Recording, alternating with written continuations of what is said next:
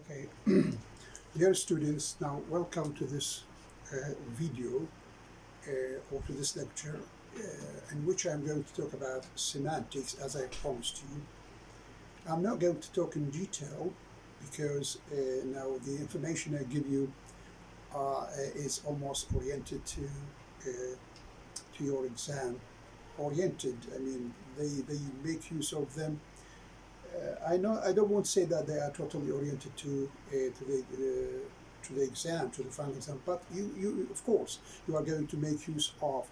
And as I told you that next year you are going to have a course with Dr. Muhammad. This course is called Semantics. You are going to have more details on semantics. Now, as you can see that semantics ends in ICS, and ICS means the study of or the science of. So when we say linguistics, we say that linguistics means the study of language. Semantics is the study of what? Is the study of meaning. The study of what? Sorry, the study of meaning. Now, the focus here is on the word meaning. Now, when we say meaning, now we mean the general meaning. When we say semantic is the study of meaning, here meaning means the general meaning, the conventional meaning, the meaning that people share, the meaning that is found in the dictionaries and that everyone knows. So now this is the area of semantics. The semantics deals with what? With meaning. Now, which type of meaning? The general meaning, the conventional meaning. Okay, now the meaning of words and phrases and sentences, their general meaning. Or let's say that the literal meaning of the word which the meaning which you find it in the dictionary. Now, maybe the speaker sometimes uses a phrase or a word or a sentence, and he wants that word or that sentence or that phrase to mean something else. Now, this is ruled out. This is not included what in semantics. This leads us or takes us to another branch of linguistics, which is called pragmatics. So pragmatics is the study of the speaker's meaning. The speaker's meaning. The speaker, the meaning in the mind of the speaker. The speaker's meaning. So here we say the study of meaning, general. But here, pragmatics, we say specific. Now, specific means what the speaker wants that word means. This is not semantics. Semantics deals with the general meaning. Now, pragmatics deals with the speaker's meaning. Sometimes the speaker says or utters a word or a phrase or a sentence, and he wants that sentence or that phrase or that word to mean something. Not that meaning which he wants it, which he's after, is not found in the dictionary. It is in the mind of the speaker. So here, this area, I mean, this type of meaning is not within the domain of semantics. No, it is outside the border of what? Semantics. It is, or the field of semantics. It is within what we call the field of pragmatics. See, the word pragmatics is also ends in ICS. It also means the study. The study of what? Study of, it also studies meaning, but which meaning? Meaning in the mind of the, meaning in the mind of the what? Of the speaker. Now, this leads us to distinguish between two types of meaning. They are what? They are what we call conceptual meaning, COM, conceptual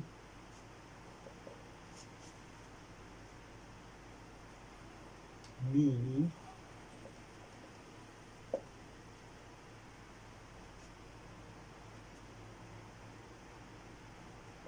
conceptual meaning, and another type of meaning we call it associative or associative, ASSOCIATIV meaning. Conceptual meaning or conceptual, associative what meaning. Now, what do we mean by conceptual meaning, and um, and what do we mean by associative meaning? Now, when a conceptual meaning, we mean the basic components of meaning. The basic component. You see, it seems to be that meaning. The word has basic, basic, or basic components of meaning, and it has other components which are not basic. So now, what do we mean by conceptual meaning? Is that the basic components of meaning. Now, what about associative meaning? Associative meaning is that the type of meaning which is not basic. It is what people associate or attach to the word. And because it is like what people or what a speaker attaches to the word, then in that case, maybe someone who attaches that thing to that word, other person or other people may not attach it in the same way. Maybe they attach something else. And because of this, now we are going to have a variation. I mean, people in that case are going to differ. People are going to differ in terms of what associative meaning, because not all people associate the same associations or attach the same things to the meaning of that word. Maybe this differs from one culture to another culture. Right. So now, conceptual meaning, we mean the basic meaning, the meaning we find it in the dictionary. I will give an example. Now, what about associative meaning? No, it is not. So now, semantics rules out, excludes what? Excludes associative meaning, and rules in or includes what? Um, basic components of meaning. Now let's take an example. In order to distinguish or to discriminate between these two types of meaning. Suppose, for example, we have the word needle here as a needle, the word needle.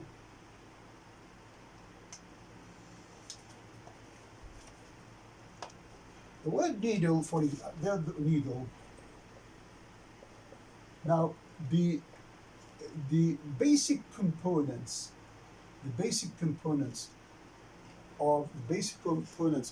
of the meaning, of the meaning of the word needle, it includes things like what?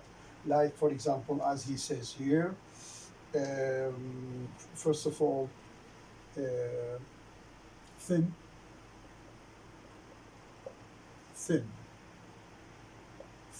This is number one. Sharp. What else? Steel instrument.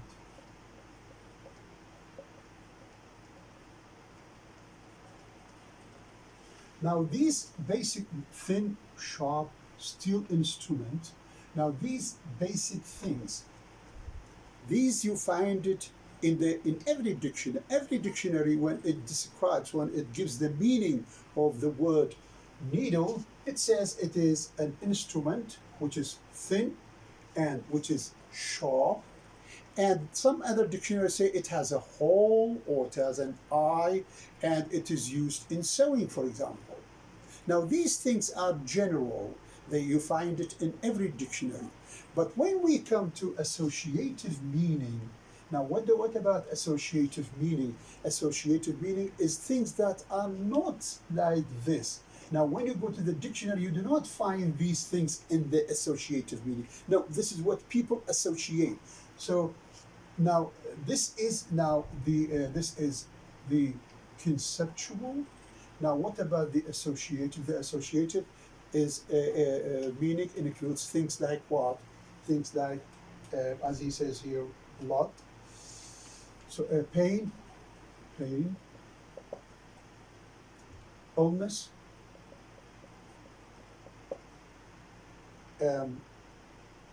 pain, illness, blood. What else? Or a thread.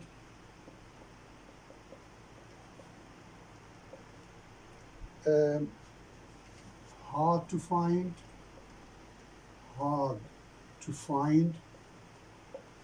As he says here, in a haystack, for example. In a haystack. Now these pain, illness, blood or thread, hard to find. These components of meaning. Which type of meaning associated? Now these things are associated to the word needle. They are not basically found in its meaning. They are associated, and maybe these associations they vary from one culture to another, from one people to another. Yes, of course, it differs from one culture to another. So because of this. Or let me talk about the connotations of the. Another way of putting it is that to distinguish between conceptual meaning and associative meaning is speaking in terms of denotational meaning and connotational meaning. So now the connotational meaning, you do not find it in the dictionaries, and it is outside the circle or the domain of semantics. Right. After this, now, so now we have basic. Now we have agreed upon this. We have conceptual meaning, and we have what? Associative meaning. Now let's take a sentence in order to clarify the notion of semantics further. Now let's take a sentence like this.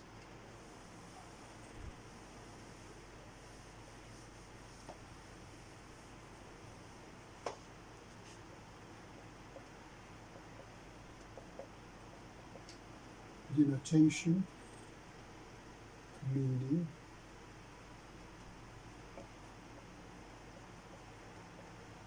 connotation, meaning.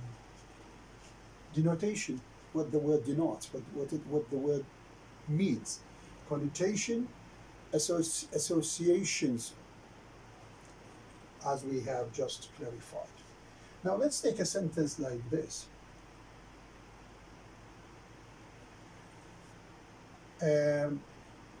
Now let's take a sentence like the book, The Hamburger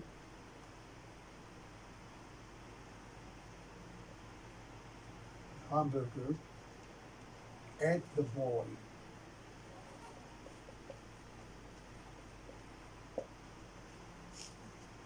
Now this sentence, we have two noun NPs, the NP. This is another NP, this is verb. Now this sentence, syntactically, it is good. Syntactically, it's okay. There is no question about it. We have Noun phrase, verb, and another what? Noun phrase. But it is semantically odd. O double D. Odd. Semantically odd. Now, what makes this sentence odd or semantically odd is because what? Because the noun, the basic component, the basic component, or the conceptual meaning of the word hamburger refuses to be the subject of the verb at. Okay? Now, the basic component of the word hamburger cannot refuses or does not allow the word hamburger to be the subject of the sentence. Or let's say the doer of the act, the doer of the action, or the actor, or the agent. So now the basic components. Now, what is the benefit of the conceptual meaning? Is it avoids what? Such sentences. What are they? Such sentences where the basic components of the hamburger says, or the conceptual meaning of the word hamburger says that it is a noun phrase. It is it's a noun, of course it is a noun, and it is a type of food which is eaten. Now, it cannot eat. It doesn't eat. It is eaten. So you say, I'm eating a hamburger. I'm eating a hamburger. You cannot say the hamburger is eating me. That's not syntactically, it's okay, it's good. But semantically it is odd because the hamburger does not eat, the hamburger is eaten. Right. Now, what is after? So, in order for the sentence to make, it does not make a sense. The sentence does not make a sense. So, in order to make it what? In order to make this sentence, in order for this sentence, sorry, to have a sense, we have to say the boy what? Ate the hamburger. The boy ate the hamburger. Now, this sentence, this odd sentence, in order to avoid such a sentence, this leads us a step towards another thing in semantics. That is what we are going now. Before I move to that, now what makes this sentence odd as well is because the basic components of the meaning of the word hamburger are different from the basic components of the word boy. So the basic components of the word hamburger avoid or prevent what the word hamburger to be the subject of the verb what? Eat. So in order to avoid such sentences, or to put it another way, that how semantics is going to support syntax. Now, we said that this sentence is okay. Syntactically, it's okay. But where do you say it? It is nonsense. Okay, it is not. So in order to make it sensible, in order to make this sentence sensible, we have to say the boy ate the hamburger. This sentence is going to be both syntactically and semantically what? Okay. Now, how do we prevent such sentences? This leads us to talk about what we call semantic features. Right.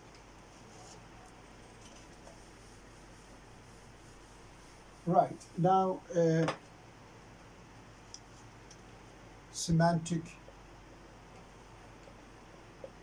features.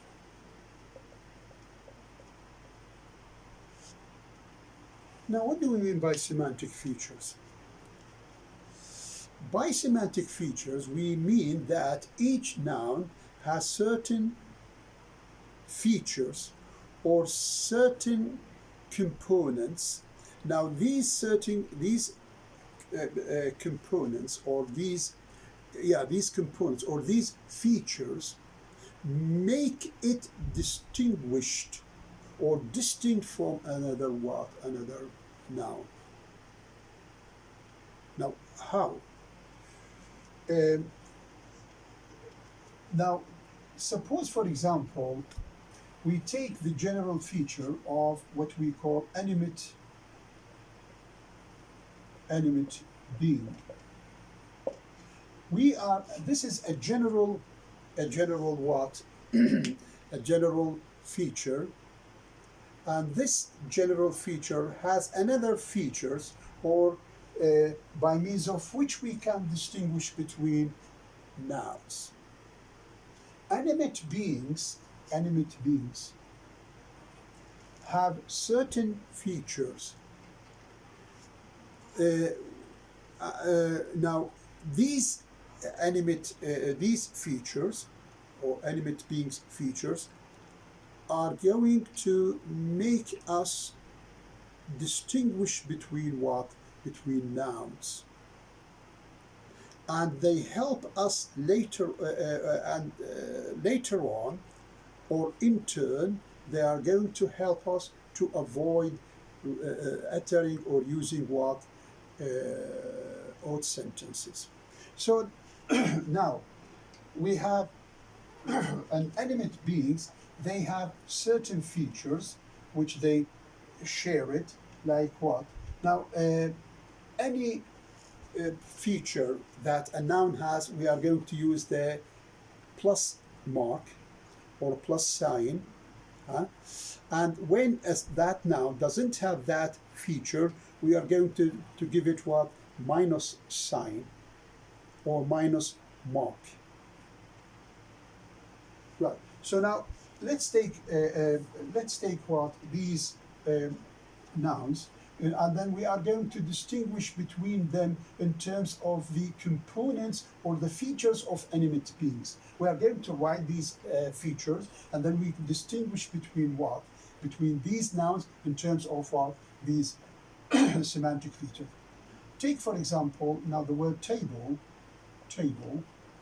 and the word horse, and the word boy, and the word man, and the word girl, and the word woman. So now we have these nouns, 1, 2, 3, 4, 5, 6. Now here we have certain features, like what? Like first of all, animate. What else? Animate can be human, can be female, and can be adult. Now these features are found in animate beings, but not all what nouns which are animate have these what features. Nouns vary from one to another, from let's say a group or a type of nouns. They vary from one type to another, or from one category to another what category. Now, if we come to the word, to the adjective animate, now with table, as I said, that when it has that particular feature, we give it plus. When it lacks it, when it doesn't have it, we give it minus. So when we come to this feature, which is animate, to the table we give it minus. To horse we give it a plus. With boy we give it a plus. Man we give it a plus. With girl we give it a plus, and with women we give it a plus. So now all these nouns share what? Any animation. This feature, animation, except the word table.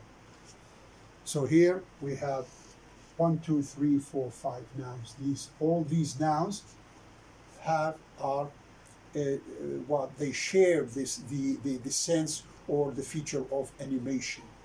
They breathe, they move, and they grow. Right. Now let's come to human. Now when we come to human, table minus, horse minus, boy plus, man plus, girl plus, woman plus. Let's come to female. This is minus. This is minus. This is minus. This is minus. This is plus. This is what? Plus.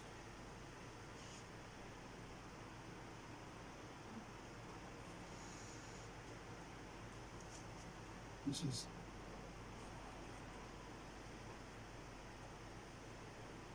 now let's come to adult. What about adult? Here minus, and this is a plus. What about minus? Man plus, girl minus, woman plus. So now I am here distinguishing between animate things and inanimate. First of all, whether they are animate or inanimate. Table is inanimate. Horse, boy, man, girl, they are animate. Okay. They grow, they breathe, they eat, they move, etc., etc. Human. Horse is not a human. Boy is a human. Man is a human. Girl is a human. Woman is a human. Female. Now, table doesn't have horse. No, it is not a female. It is male. Boy, male. Man, male. Girl, man. Minus, and woman, minus. As far as female. Sorry, I repeat it. Minus. It is not. Minus. Table minus. Horse minus. Boy minus, man minus, girl plus, woman plus. Now let's come to the last one, which is adult. Adult, this is minus, here it is plus, minus, plus, minus, plus. What is the benefit of this? What is the consequence of this? The consequence of this is that when I give a sentence and then I put under it certain things, now I am going to avoid odd sentences. So now, suppose for example, now we have this sentence as it is given in the book. What is the sentence? This is the sentence. The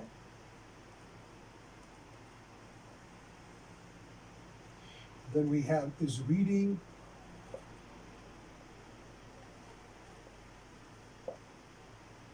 the newspaper.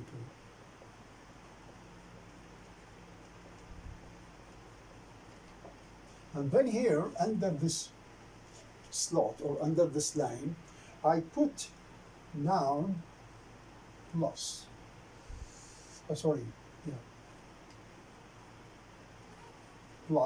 what? Plus human.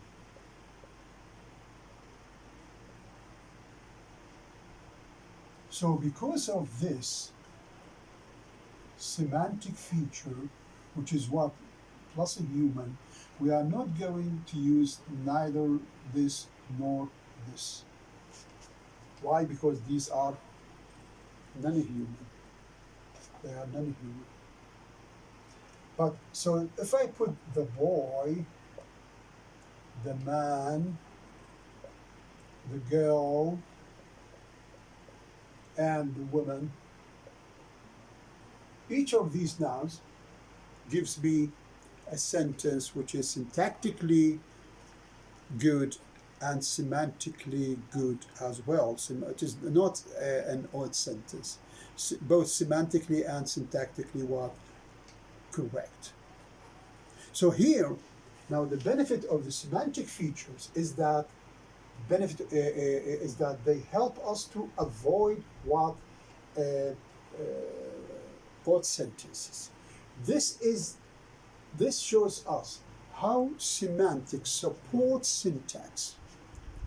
Now, it is not sufficient for a sentence to have words arranged in the right order.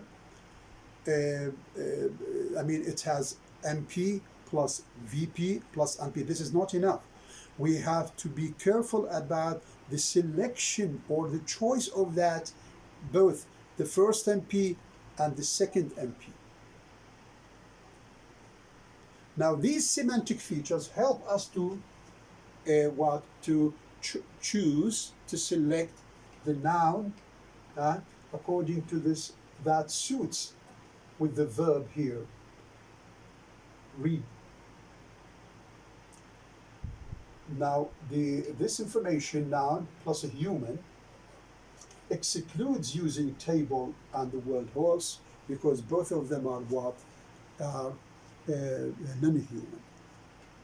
So in that case, I can avoid, by means of semantic features, I have avoided what odd sentences, such as the hamburger ate what ate the ball. Right. Now, these things, these features, such as basic features or basic components of a noun, such as animate, human, female, adult. Now, these show us that nouns are considered as a container, and that container has certain features, semantic features, found in that container. So we view or we look at words as a container of meanings, basic components of meanings. So now animate, for example, if we come to horse, now we say that it is a container having what this basic component. Adulthood is another like this. But are all words or are all nouns like that, like this? Now, are all words having these? Are all words having these semantic features? Of course not.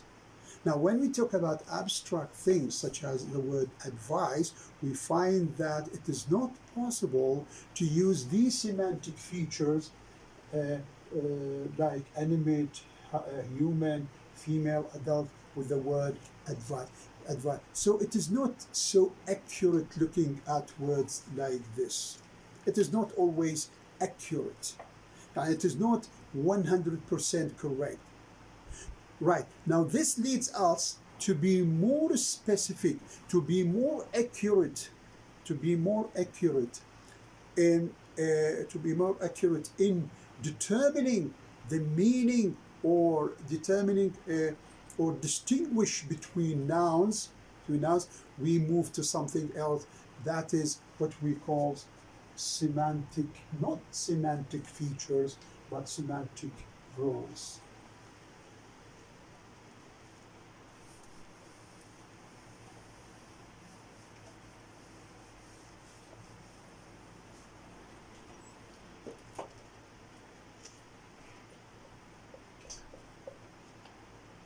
Now we move to something else, from semantic features to semantic roles. Now, if you want to understand the idea or the notion of semantic roles, now put in your mind the idea of syntactic function. Now, you know that a noun, an NP in a sentence, has a semantic function: subject, object, object complement, subject complement,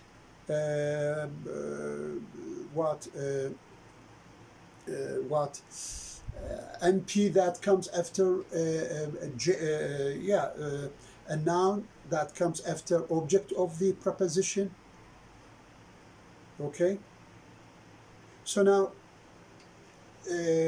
these are syntactic functions. Now, in addition to their syntactic functions, nouns also have semantic functions when we semantic roles, when we talk about what their roles, what they do in the sentence, what they do in the sentence. So now we are going to talk about semantic roles. These also semantic roles are going to broaden our knowledge,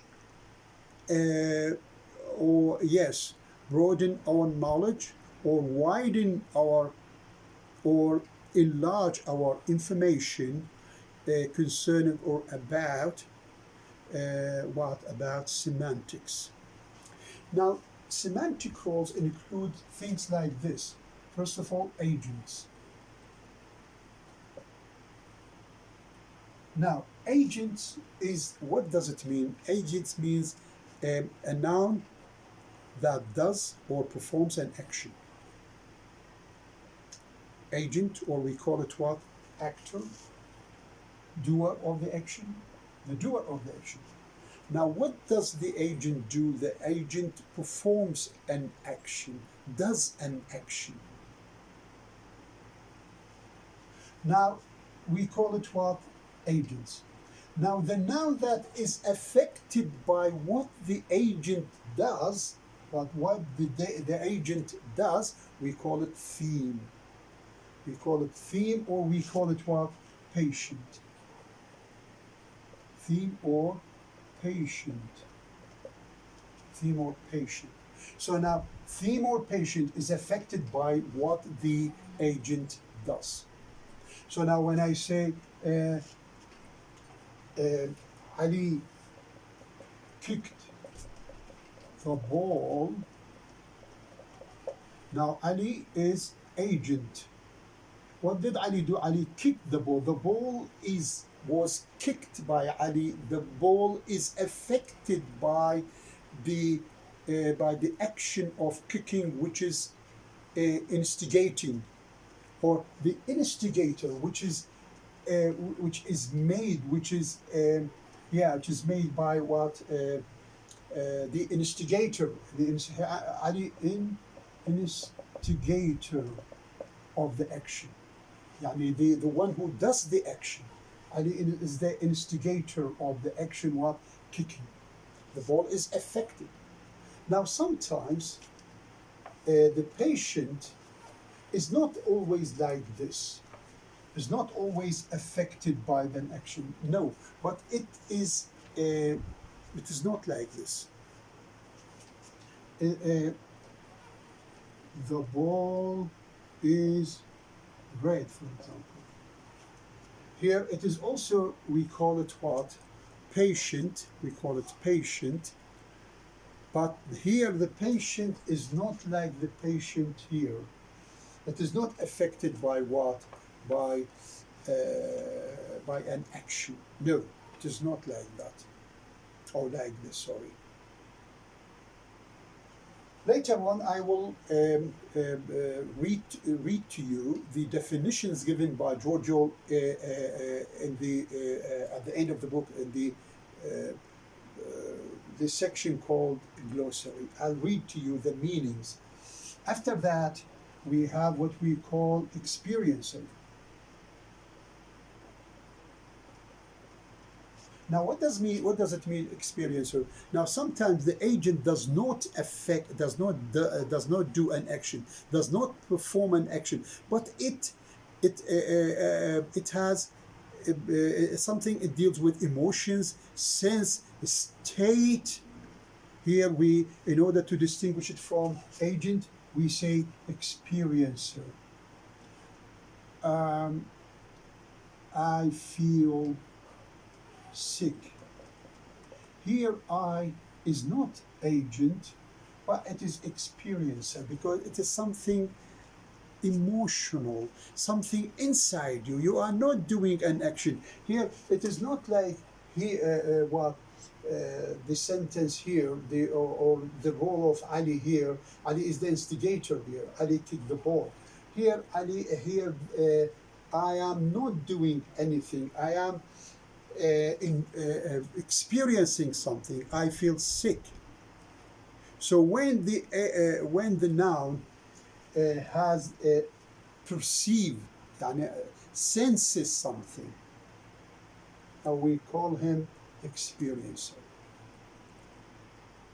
Right. Now, in addition to this,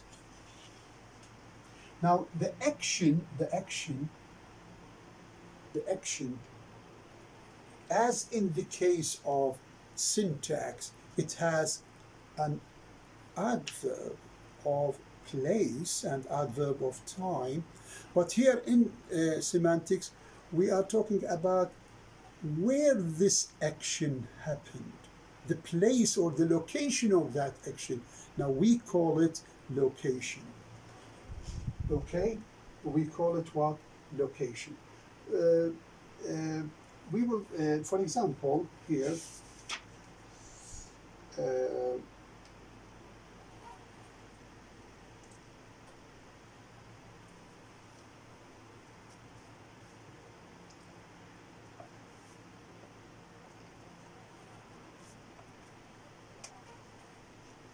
ball is on the table now, on the table. Maybe on the table, more the table, on the table, all of this. Either we call it location.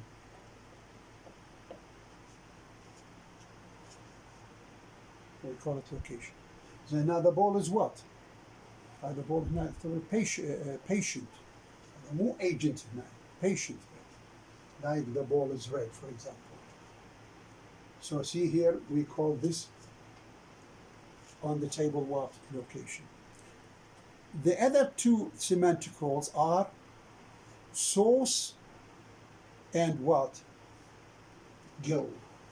Source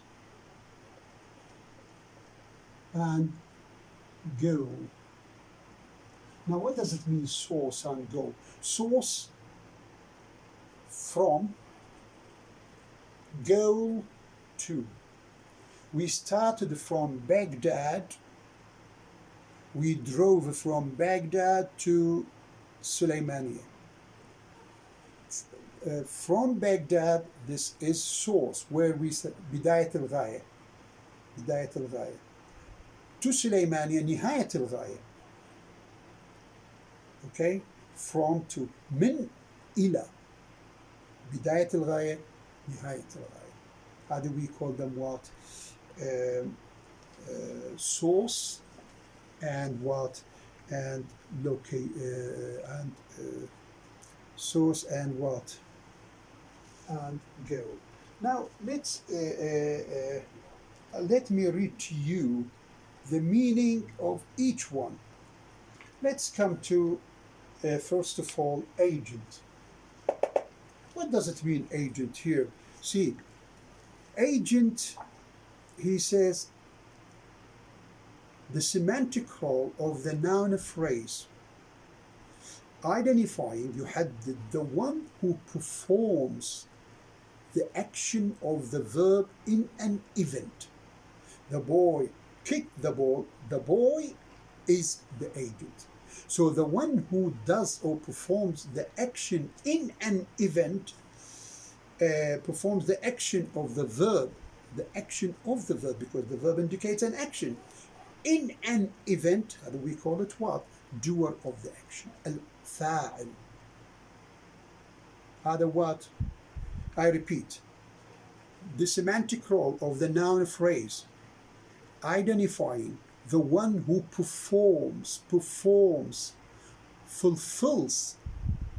the action of the verb in an event, we call him what? The agent. By the way, I forgot to say something. Now sometimes here when I say Ali kicked the ball, now Ali himself Ali uses his foot to kick the ball. Sometimes the agent does not do that action by himself, but he makes use, or he asks, or he what seeks the help of another thing to do it, because he cannot do it.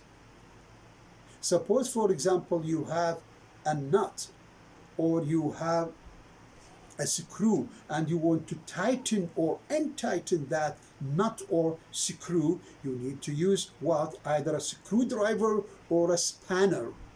So now that spanner or what screwdriver, we call it an instrument, an add, that we use it to do an action. So now let me write it here also. So now we have 1, 2, 3. We have location 4, 5, 6, 7. Right, now what is the second one? Patient. Now let's see, what does he say about patient? Patient, our theme, patient or theme, patient, what does he say? Patient, it's a theme. Theme, just like the word theme. Theme means, theme in literature, موضوع يعني. By the way, هذه semantic roles, هذه, they are also called thematic roles.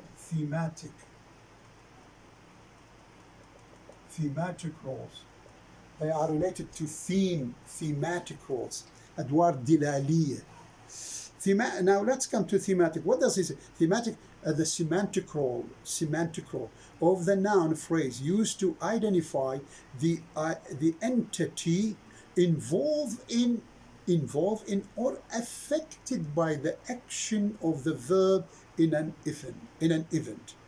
The boy kicked the ball. The ball is affected or involved in the action of the verb. We call it what? Theme. So in order to understand the theme, we have agent, theme or patient. مفعول به باللغة العربية نقول مفعول به الأوبجكت, but semantically لا, we say theme or patient. هذا number 2. So now the patient is affected by what the action performs or does. Now let's take another semantic role, that is what? Experiencer.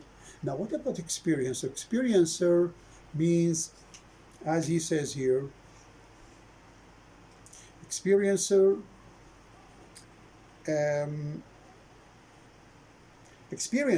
the semantic role, see, the semantic role of the noun phrase identifying the entity, al-kayan, that has the feeling.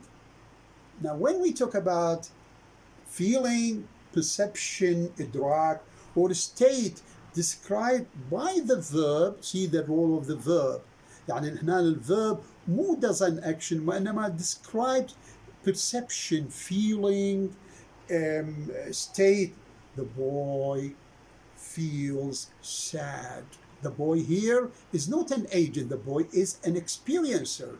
It has the state of illness, sadness, perception, idrak, state, feelings. Okay? I feel happy, I feel sad. I am gloomy, for example. Okay? So I is what is experiencer. So an experiencer means what, as he says here, the noun phrase identifying what?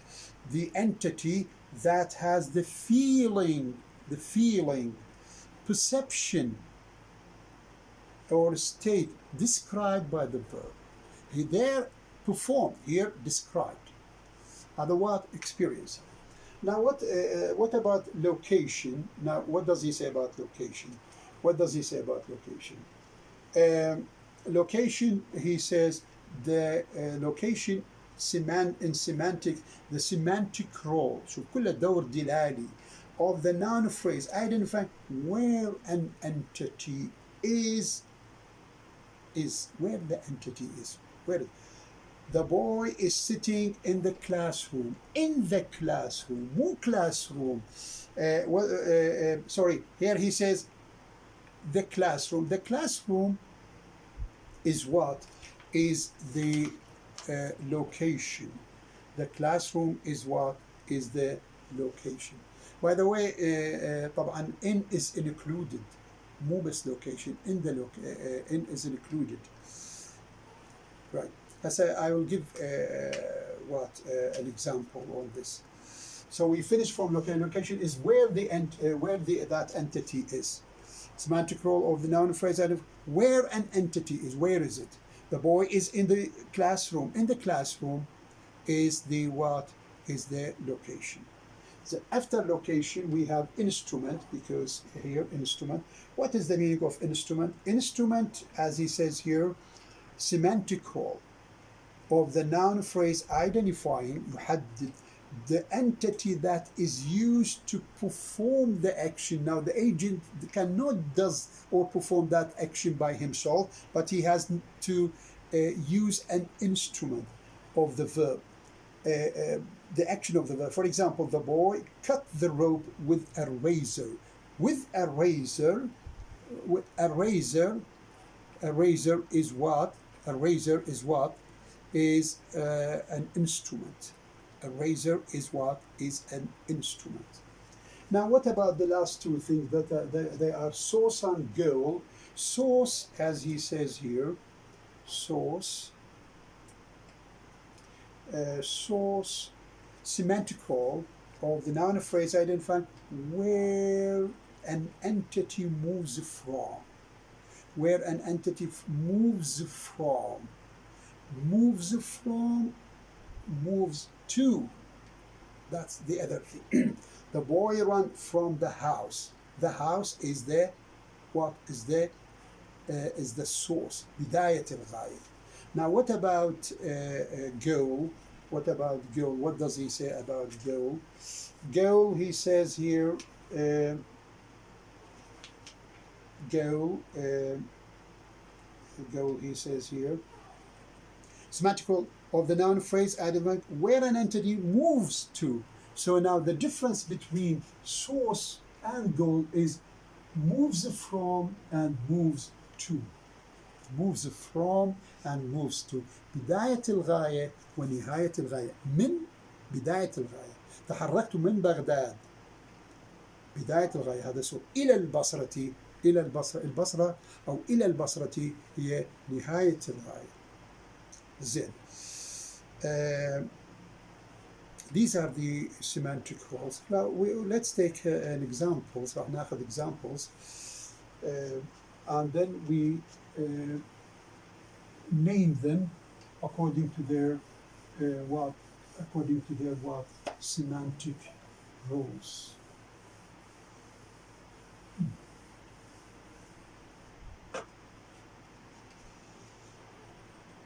Mary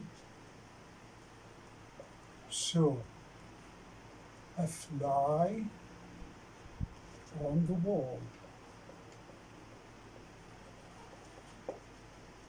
Mary saw a fly on the wall. Mary here is not an agent here, it is experiencer,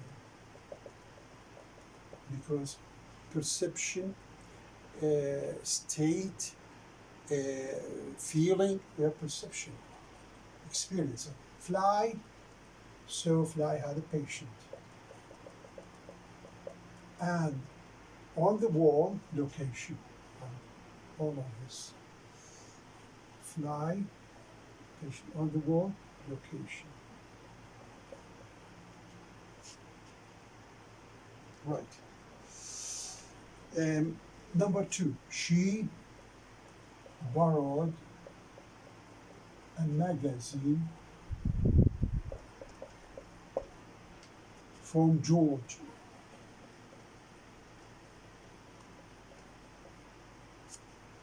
she agent.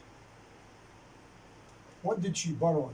Borrowed what? A magazine, patient also, or theme, from George, as he says here, from George, source. بداية الغاية من George. Z. What else? She squashed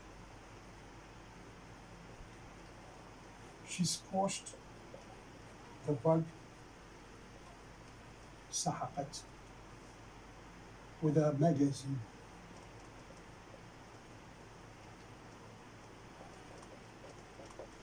Now she agent.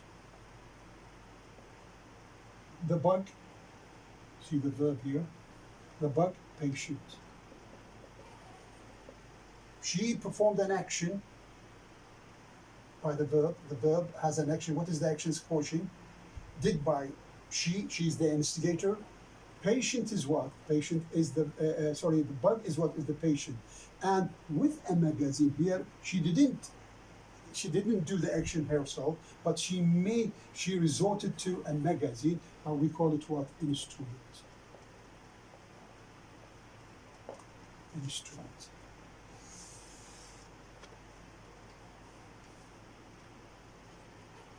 Now, the last sentence with which I stop is this.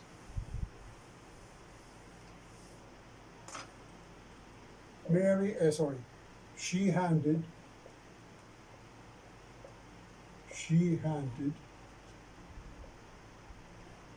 the magazine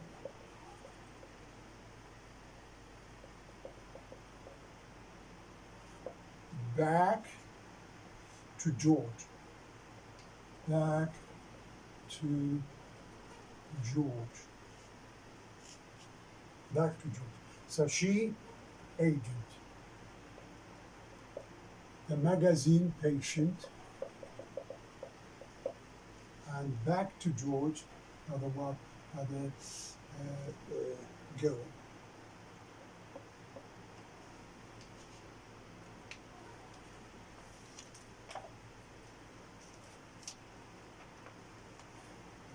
So now, these are called semantic roles. These give us, now we have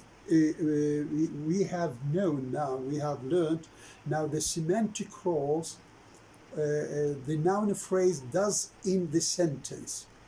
They have 6 or 7 semantic roles. These are not all the semantic roles, as he says here.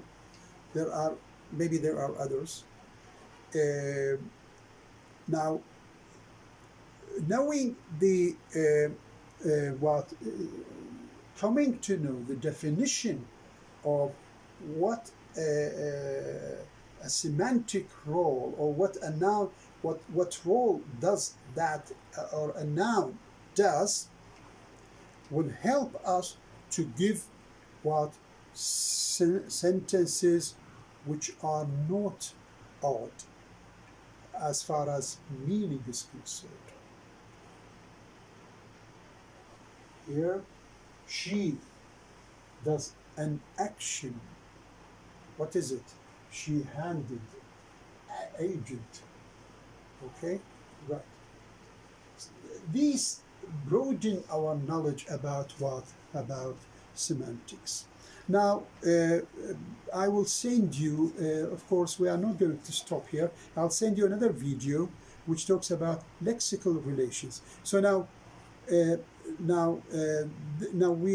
we have started knowing more and more about semantics.